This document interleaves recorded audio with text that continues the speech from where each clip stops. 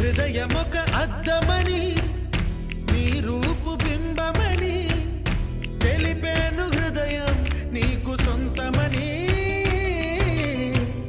బింబాన్ని బంధింప తాడేది లేదు సఖి అద్దాల ఊయల బింబమూగే చలి నువ్వు తేల్చి చెప్పవే పిల్ల